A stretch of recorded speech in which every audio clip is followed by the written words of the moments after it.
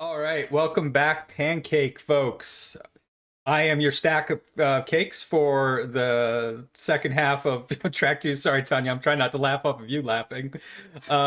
It's always fun doing these, seeing folks that I haven't seen in a while. Last time I saw Tanya was at a black tie gala a couple of years ago. In fact, I think you were even my guest on my one of my tickets, weren't you? Yep, Yeah, it's a I just small love world, that. isn't it? Hmm. So I don't want to take any more of your time. We hack purple, she hacks purple. Alice and Bob in application security. Check out the book. Awesome. Okay, thank you so much. Okay, so I'm going to talk about building security champions today and urban gardening. So I'm super into gardening or even farming at this point, but let me tell you more about what we're going to talk about. So we're going to talk about how to scale your security team and your security program via security champions. And we're going to talk about what they are and how you can build them up from like a regular employee to a person that advocates for security all the time. And we're going to talk about how and why you should grow your own food. Okay, but first, security champions. So we are going to follow this recipe. The recipe is recruit, engage, teach, recognize, and reward them, and do not stop. Okay, so I'm done. I can go home. Just kidding. There's more. Okay, so who am I? So I'm Tanya, and I am a giant nerd on the internet. And we do these slides to try to tell you that we are qualified to give our own talk. So hopefully you're like, she seems pretty good. We'll watch the rest of this. She probably has good photos of like things she grew. And yes, it's true. There's going to be flowers and yummy food. So stick with me. Okay, so the problem, there's not enough just security professionals in general. And I specialize in the security of software, so application security.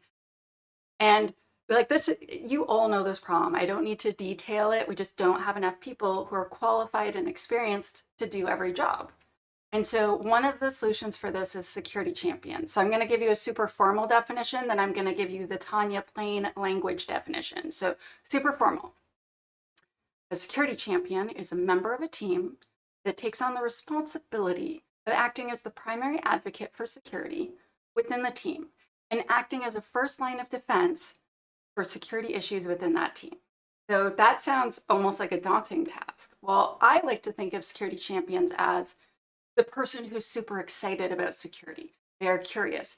They're the most interested. They're the ones that ask the questions. They're the ones that read the book or show up at the CTF or show up at the local conference or the local meetup. They're the ones who are there every time, who always want to know more. That is your person that you want to turn into a champion. So what is a champion? Like really, like what do they do? So first of all, they're your communicator. So this person will deliver security messages so in my case, they'll deliver messages to the dev team, teaching, sharing, and helping. But this could be like privacy messages and security messages to the sales team or to the marketing team or to like the people that drive around and deliver stuff. Security is part of every single person's job, and giving them information about how to do their jobs more securely is always good. And so this person's also your point of contact. So they will deliver messages back to the security team and kind of keep you up to date and tell you what's going on. They'll often alert you to things that are actually really serious way before your tools would have picked it up if you have a good relationship. And this person is your advocate. And by your advocate, I mean the advocate of the security team. And if you mix security and privacy, which a lot of companies do when they do a security champions program, that means they'll be your advocate for privacy as well. And so they perform security work for their own team, but with your help. And they advocate for security. And so imagine if someone on your team next to you says, hey, we're probably not supposed to do that. Remember, it's a lot different than if Tanya, the big bad security person, comes to your desk and they're like, nah, nah, nah, hand slap. It's just not the same as if your peer does it, a person that's on your team versus someone else from a faraway land called security team. So let's build up our security champions. So you don't just find them, right? You recruit them, you engage them, you teach them, recognize, you reward, and you continue to do so. You don't stop. That is a key part of this recipe. So we're going to go through this recipe pretty quickly because I want to talk to you about gardening too. So first, recruit. I like the big muscle. So the first rule in recruiting is you don't volunteer people. You're not like, you're late to the meeting. Haha, you're a security champion now. Instead, you want to attract the right people. And so we're going to talk about attracting people. And the number 2 most important rule is ensure the manager is on board. Because if you recruit someone as a security champion and then their manager is like, what are you doing? Stop wasting so much time with that. Then the person is forced to choose between doing security, what you want, and what their boss wants. And that person decides if they have a job or not. And that's not a cool place to put someone. So you want managers on board. How do we recruit people? So we ask for volunteers instead of appointing people because consent is cool. We provide opportunities for them to reveal themselves. So all the things in the engagement section, which is next, is an opportunity to reveal themselves. It sounds silly, but you can add to your email signature that you're looking. I add things all the time to my email signature, and I get so many different responses. So like, I'm looking for security champions. Is this you? My friend Lucas did it, and he had 4 people respond, and 2 of them became champions, all just from like 2 seconds changing his email signature. So to attract them or recruit them, you could use lunch and learns, you could have security trainings, you could, anyone that asks a lot of questions or always shows up, that person's probably ripe to be a security champion. And if you adopt this mantra of it's my job as a security team to enable you to do your job securely, I serve you. When we have an attitude like that, we're more likely, you get more honey, you get more bees with honey than you do with vinegar. When we start the conversation from that place, it is way easier to recruit. So at this point, you should have like a handful of people that are interested. Then we go on to engagement, and then they'll tell other people. And then you will recruit more people. And if you do this right, everything they say is going to be good. So we want to engage our champions. What does engage mean? Occupy, attract, or involve.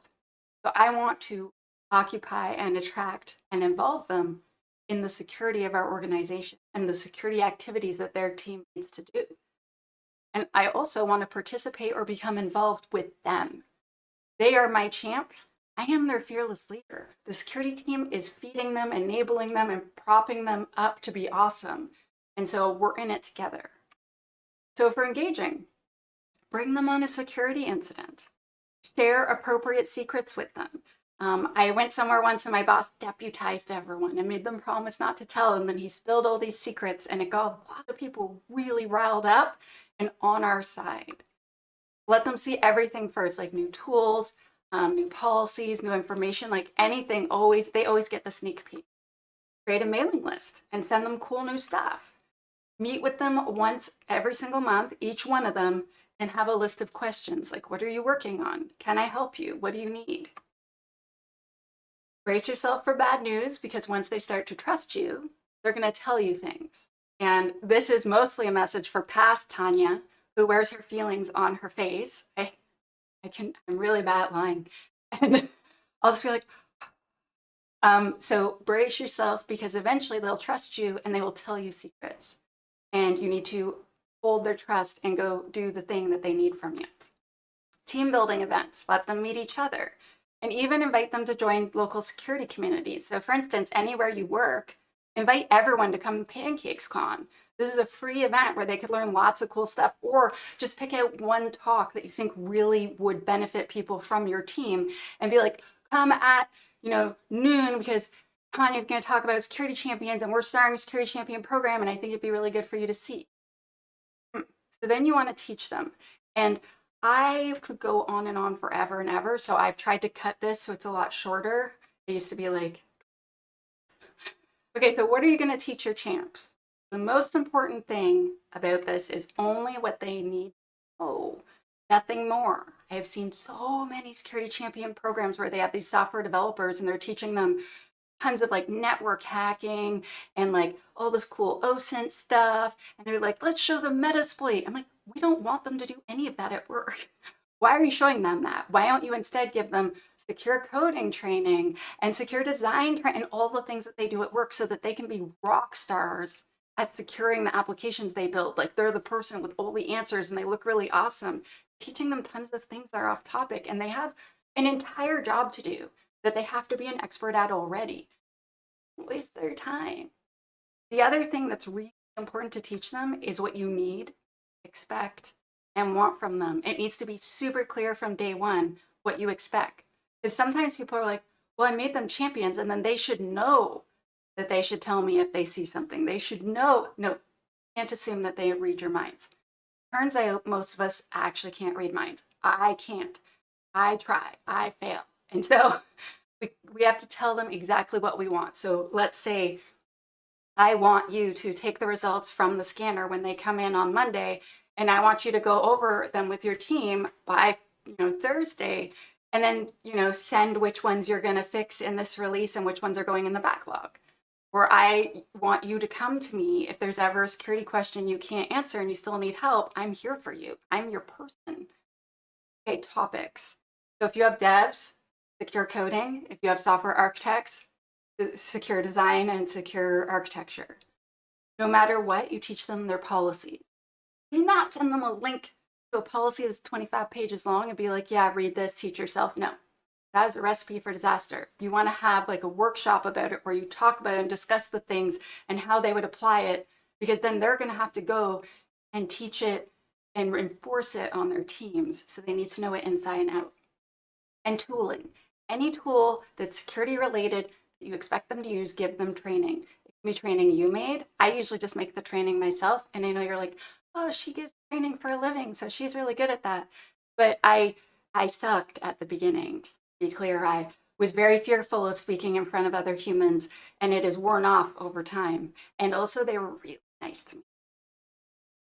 Okay, so the next thing we want to do is we want to reward and recognize them. And so this might seem a bit confusing, and you might be thinking like, reward and recognize, aren't those the same thing? Okay, I am the type of person, don't tell the people that pay me, but being recognized makes me feel so good. If my boss says, Tanya, you did a great job, it's like I melt inside. I'm so happy. I could probably be paid less, but if I have lots of praise, I'd be so happy, and it's okay. Versus some people, they're like, that praise is nice, but those are just words. If I really meant something to you, you would reward me. You would give me something of monetary value that shows like legitimately that that this praise means something. And so a lot of people fit into one boat or the other, like love languages. So if you know about the love languages, there's 5 love languages, but the other 3 are wicked inappropriate at work. Touching? Nope. So those are the 2 that we're totally okay to do at work, is recognizing awesome things that the people do and giving them work appropriate compliments and rewarding them with work appropriate gifts. So, and it's really important to do both, because if you just do one, you're kind of letting a whole bunch of people go. So let's do this. So it's important to recognize your champions. We really want them to know that they're doing a good job. We don't want them to think, oh, I'm trying really hard to do 2 jobs. No one appreciates me, and all I get is 1 paycheck. We don't want them to feel like this kitty, right? Like, look at the kitty working for. So how can we recognize them? You can create a certificate and put it on their wall. I have seen this at many places. If you look behind me, I actually have like a bunch of certificates on my wall. Are they super official, like legally binding things? No. But did it make me feel super good when I got them? Yes, it did. You can recognize them in front of their peers. So this could be like a special virtual background. This could be a star next to their name on your team chat. There's lots of different ways, but to make it clear, this person is a champion and they're special to the security team.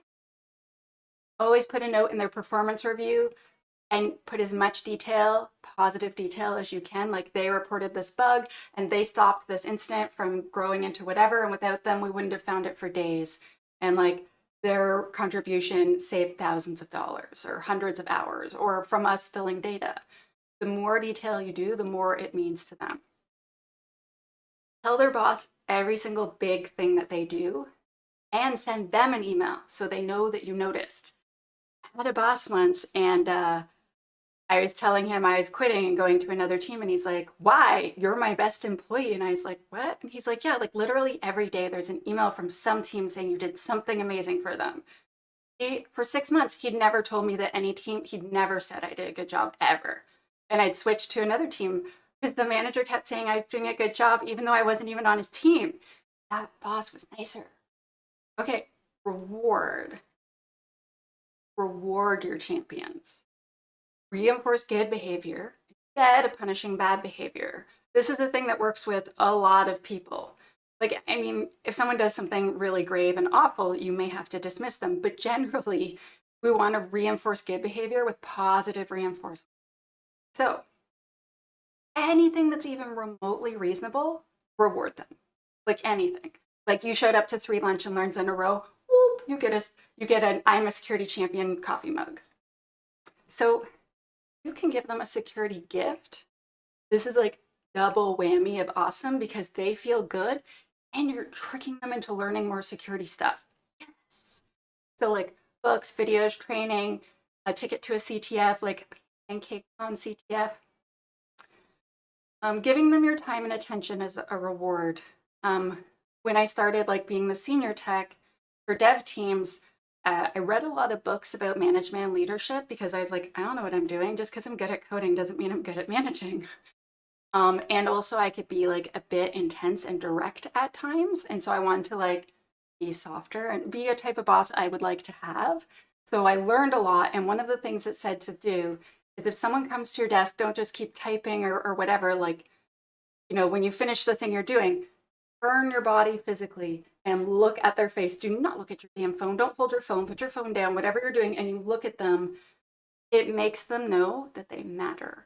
And that might sound really ridiculous, but like with a security person, like they know our time is short. And when you make time for one-on-one with them because they've asked for it, it makes them know they matter to you. Help them with more than just security. My friend Ray from Hello Secure, he used to be a software architect. So he's like, yeah, I'll just come architect it with you, whatever, I'll help. Like, I'm your guy. And like that got him into lots of meetings, meeting more devs and finding more champions. And then they knew that they could rely on him if they needed him. And so he built an amazing champions program. And he has a blog about it on hellasecure.com. Anyway, it's awesome. You should check it out. Let them see cool new stuff first. Let them help you make decisions because not only does it make them feel like they matter, but they know tons of stuff. Want their opinion. Anything else that you can think of to make them feel rewarded, do it. It's worth it. Lastly, the hardest step. This is the hardest step. Don't stop. I get, so I do like a lot of little one-off call consulting things through this company called IANS Research. And tons of calls I get, they're like, yeah, we did like, 6 events in 3 months and then we ran out of steam and that was like 2 years ago and like, we want to like restart our program. Meanwhile, the champions are like, where'd they go? What did I do wrong? And then we make a plan to like be more consistent, spread their stuff out over longer periods of time so they don't run out of steam. So when in doubt, over communicate. If you do not communicate regularly, it will disappear quickly. So you want to, whenever possible, even if you just send an email to say like, hey, it's December, and you know how December is because every major religion has an amazing holiday during this month, and then like kids have time off school, and there's all these other things happening, so we're not going to meet this month, but I just want you to know that we are meeting in January. We're going to have a meeting about blah, and like here's like a podcast I listened to that's really cool that I thought you might like, and that's it. It's just the touch base that you're still there, you're still listening. So other tips. So don't let it slip. Be consistent. Even if you just meet with them once a month to check in and see if they need you, even if you just phone, like, hey, we haven't talked in a while. Just wanted to see if you need anything. I'm really sorry I got caught up in this project. What's going on? Some champions will need more of your time than others, and some of them, I don't want to say they're going to be a dud, but they're going to do exactly the minimum amount. Still way better than no champion. If you have dropped your schedule, pick it back up. Even if you just send them an email to tell them that you are going to pick it back up. Totally good enough. But culture is a practice, like yoga. So basically you can't just do yoga once in January. And then in April, you're like, oh, why am I so stiff? I did yoga like 4 months ago. I should feel fine. You have to do it over and over again to make it a practice. And culture is a practice. So it must be forced all the time. And it can really fall apart fast on you. Like you don't realize it, and 6 months have gone by. You're just busy. And then your program doesn't exist. So what is the recipe that we followed? We're awesome. We're giving high fives because we did it. And now we are on to urban gardening.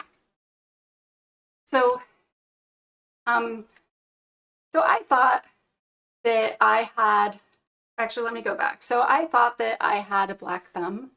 So I do lots of gardening now. And if you follow me on Twitter, I share pictures from my garden often. But when I started it, I sucked really bad. Everything I grew died. I tried with my mom. Everything died. We both really sucked because we're both from urban places where like we lived in apartment buildings and we'd never had ground before, like earth before. We'd always lived in these concrete jungles. And so I became good at it, and so did she. But I'm going to tell you my story, not my mom's story, because it's not here. But basically, I was really not good at it. I tried a bunch of times. I was convinced I was no good. And then, so I grew these. I grew these beautiful tomatoes and this beautiful watermelon. I actually grew 5 watermelons. And I live in Canada. It's really hard to grow melons. So I'm very proud of myself. So how I started. So I actually left work for several weeks at one point because I had burnout. So basically, a fellow employee had a break with reality. She had some mental illness and she attacked me. And then I got very anxious and then went for several weeks off work because it's kind of hard not to be afraid that someone might attack you when literally a person attacked you and they're still in the office because they got a doctor's note that they're okay. And also all the men hid while it was happening and no one helped you. I had to call security myself. Yeah, so I quit that place. But first I took 11 weeks off, or was it 11 or 8 weeks off work. And I was like, well, I'm going to read books on how to recover from burnout because I'm like, I don't know what I'm doing. I've never done this before. And so the main thing it said to get better, like go see a counselor, of course, but they're like, get exercise, get lots of sun, and get grounded. And by that, they meant literally touch dirt. So I was like, I'm an overachiever. How can I combine these? I'm like, I'm going to landscape my entire property, even though I don't know what I'm doing. I'm going to get tons of great workouts every day. I'm going to get tons of sun, and I'm going to be really dirty and touch all the dirt. I'm like, I have nothing to do. I'm really bad at being bored. So I was like, I know what I'll do. And so my first year, I managed to grow around 10-ish tomatoes, and they never turned red. They just were green. And I was like, I suck, I'm awful. And then I looked at recipes on the internet, and I sliced the tomatoes, I barbecued them, and then I also had grown, I managed to grow like only 2 or 3 hot peppers. That was it from all the things I planted. And so I put those in, and I put some lime and some garlic, and then I had homemade salsa, and then I gave it to all my friends, and they were like, this is amazing. What are you growing next year? And I was like, oh, yeah, I'm going to grow stuff next year. I'm going to try this again. And so before I knew it, I was growing all sorts of things and just like learning a bit at a time. And so people are like, wow, you're in good shape. What do you do? I'm like, oh, I go to the gym as in I just garden. I like lift dirt and watermelons and make raised beds and cut wood. And it might sound like a ridiculous thing, but yeah, so this summer I grew 5 watermelons and here is one of them. I actually have gotten to the point a few years ago where I couldn't eat everything. So I started sharing it with all my neighbors, share with all my friends and family. And I actually even have started to try to donate them so that I can give like even more food. And so I have great relationships with my neighbors. If you ask to borrow a tool, they're like, sure, because they know that I'm going to show up with a grocery bag full of like 5,000 vegetables at some point and be like, I can't eat this, please take this. And so unlike what Homer Simpson said, you make friends with salad. I've done it. So this is one single day of me picking flowers. So I decided to grow flowers this year. I honestly thought it was like a waste of dirt because quite frankly, like you can't eat them. So I'm like, what good are they? But people encouraged me and they're like, you should really grow flowers. You'll like it. And so then I gave a bouquet of flowers to this woman named Diane across the street. Her face when I gave them to her. She was so touched. I'm like, I'm growing flowers forever, growing flowers till I die. That was amazing. So like every person I go and visit, I bring them flowers and they're like, oh, that's so sweet. I'm like, yes, score. I am distributing joy. You get free food, exercise, and lots of vitamin D, and your property value can go up. And so you can even grow things in your balcony. You can grow things inside a window. So I'm in Canada and like the odds are pretty against us. So I've moved to Vancouver Island where it's easier, but like I am so stubborn. I was growing things in Ottawa. I was like, I don't care. And so you can grow something in all places, except for maybe the Arctic. So you can have an herb garden in your window. And if you're worried the window's going to have coldness, there's like this plastic saran wrap type stuff you can get at like the dollar store for like $5, and you put it around the window and it keeps the cold in that space, and then it's way warmer. You can put small plants in a planter that rests on your balcony railing. And I have grown like tons of herbs. Can't grow something with deep roots, so you're not going to get squash out of there. But there's tons of little things, like you could grow hot peppers that way. My little brother does it. You can dig up. So my first property, only the front, where I was growing it, the front got sunlight and the back really didn't. So ended up with a lot of green tomatoes and a lot of things that didn't get all the way ripe with the short growing season and lots of shade. So I actually just dug up my entire front yard, which, because I lived right downtown, I was like post stamp, and I grew food and people complimented me. I was worried people would be like, who's that weirdo? People loved it. If you live in a cold environment, you can do raised beds for longer growing seasons. My beds were 1 meter above the ground of dirt, and that meant I had like 4 to 6 weeks extra growing time, which in Canada really counts. If you live in a place where there's lots of deer, you could put chicken wire around it so that the deer don't come and say, oh, thanks for the veggies, Tanya, and then eat everything. If you don't have a lot of water, you can collect rainwater and then reuse it. Or you can even, if you use a natural laundry soap, you can take the water after your washing machine is done and it'll go out, and then you can water your garden with it. And if you use natural soap, it'll actually act as like a bug repellent, and then you're reusing your water. Basically, you need earth, water, and sun, plus some seeds to have food, health, and joy. And so, money.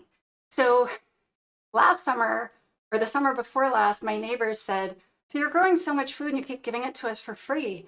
You should make a farm stand. And I was like, I'm not going to make a farm. Like, that's ridiculous. I'll just give it to you for free. They're like, no, we want to buy it. We want to support you, because I've made 17 raised beds and three homemade greenhouses. My sweetheart and I have built them together. So I built the first bunch by myself, then we met, and then we've been building things together. And so my sweetheart made this for me as a gift for my birthday. And this is all reclaimed wood. So all of it is from skids that we found at the side of the road, and then we finished it, and that's our farm stand. So this year, I just put stuff on the edge of the farm stand, put a box that said like, this is how much things cost, please pay. We made over $500. Homemade food, homegrown food, it tastes better. It really does. Anyone that has like grabbed a strawberry or a raspberry like that's ripe from the garden and eaten it, it's like eating 100 strawberries worth of flavor from the grocery store. They taste like styrofoam. Our tomatoes, they're glorious. They're so incredible. And it's also actually more healthy for you. So I live in Canada, and like our growing season is very short. So we have to import a lot of our food.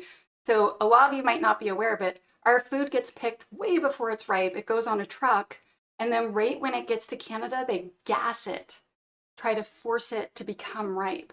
Super gross. And so all of the produce kind of sucks in Canada for like half the year.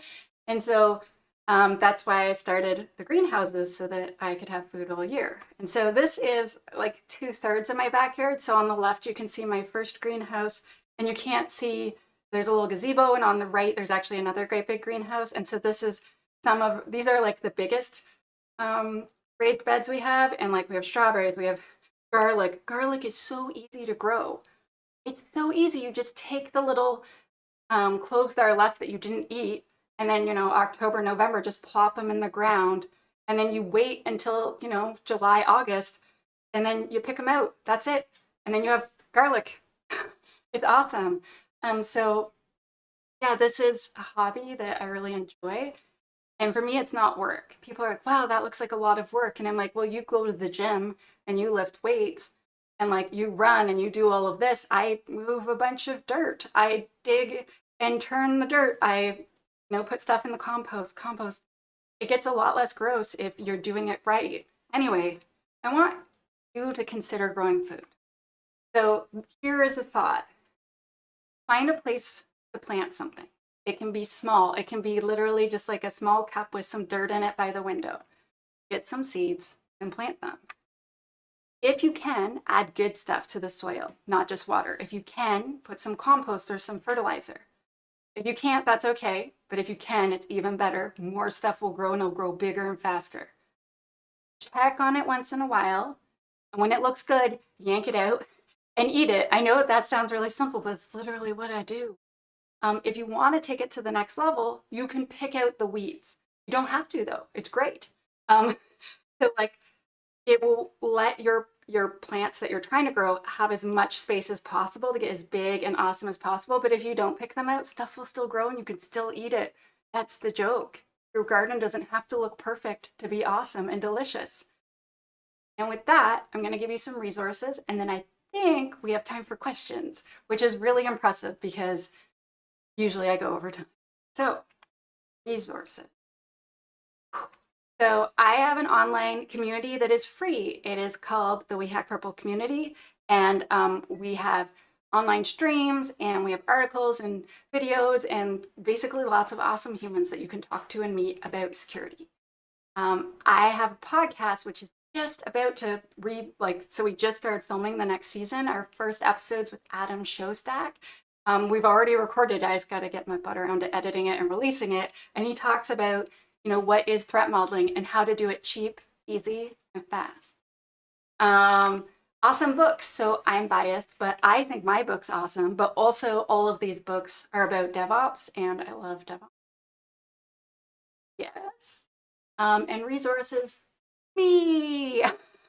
So I have my own blog now on shehackspurple.ca, but then I have a work blog at wehackpurple.com. I have a YouTube, I do Twitter, I have a newsletter. Even my book has its own website now. It doesn't do very much, but anyway. And I hope all of you spend your life doing strange things with weird people, because to me, that is the best type of life you can have. So thank you very, very much. And are there any questions? So some of the questions that came up are around seeds, because most folks are used to working with like the seedlings where something is already at a certain level. I put it in some dirt, kind of half the work's done. Yeah. What kind of advice do you have with working with seeds? Okay, so if you want to pick seeds, find a place that sells seeds that are specific for where you live. So I live on the West Coast, and so there is a company called West Coast Seeds. Everything they grow, like everything they send grows really well because it's only for our area. Does that make sense?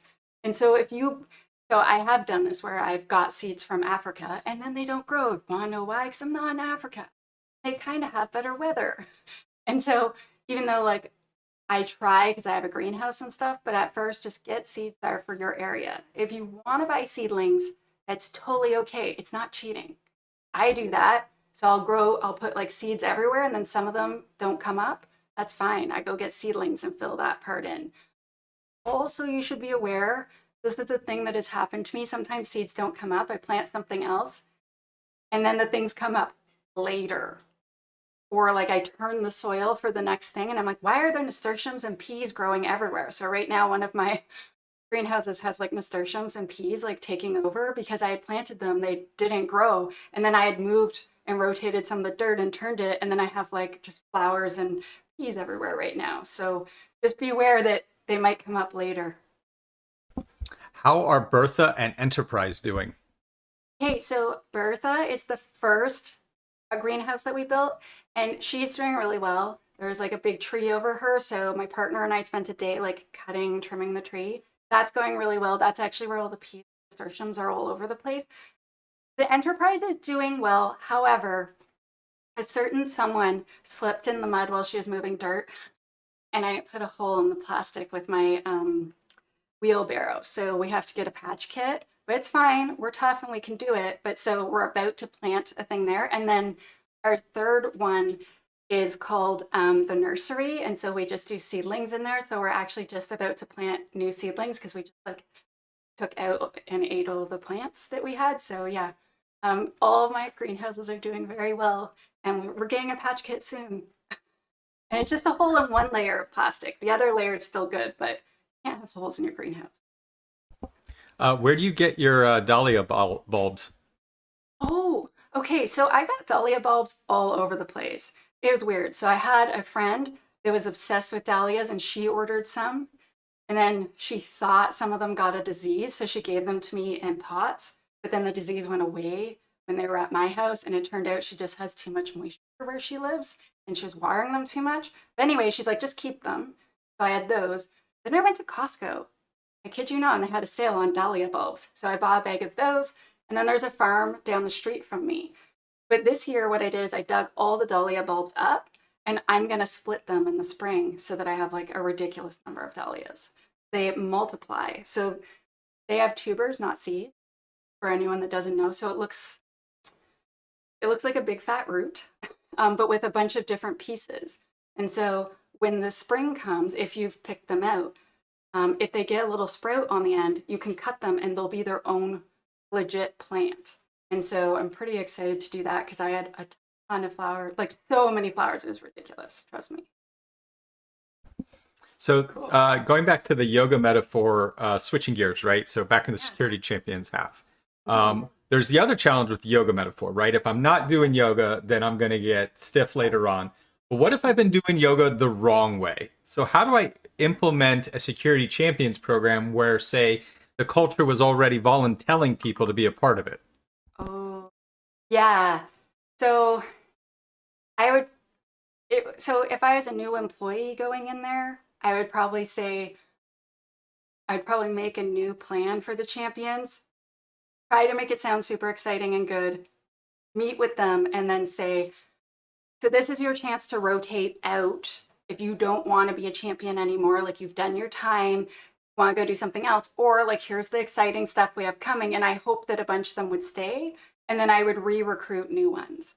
Because I don't know about you if you've ever been like told you have to do something. Like I had to go on the workplace safety commission thing once because like I was the newest employee and they're just like, you have to be in the workplace safety thing. And they would take me on these dumb tours and it's like, oh, you have a plant on that shelf that's unsafe, you have to take it down. I'm like, leave her plant alone. So I really wasn't very good at it and I really wasn't very like enthused by it. And eventually they're like, you don't even like being on it. I'm like, my boss said I had to. And they're like, you're dismissed. And I was like, yes. So you don't want a champion like that. You want a champion that's like really curious and interested because they're going to do way, way more for you. So I would let them leave, but first try to make it sound awesome so that some of them stay. All right, last question, and then I'm afraid we're going to have to leave you alone. I do the dad jokes thing. I can't help it. It's natural. Do you use cold frames in Canada? What's a cold frame? I don't know. I figured you might know what a cold frame is. I'm gonna quick Google it while we're here. What is a cold frame? I do sometimes put like a lid on things. So if you know that it's going to frost that night, if you can cover your garden. So a lot of people here, what they do is they'll have a raised bed and then they have like a garden lid that's plastic and metal and they lift it up all day. And then when the sun goes down, they close all of them so that the cold doesn't hurt the plants because it can dip below zero and then all the plants are, except kale. Kale's like, I'm kale. I don't care. Seriously, kale, like it snowed here and kale's just like, whatever, I'm kale. I'm never leaving you. Yeah. I feel like it does the same thing to your digestive system. I don't know. I like kale, but it's not for everyone. Tanya, thank you so much. Thank you so much for having me. This has been great.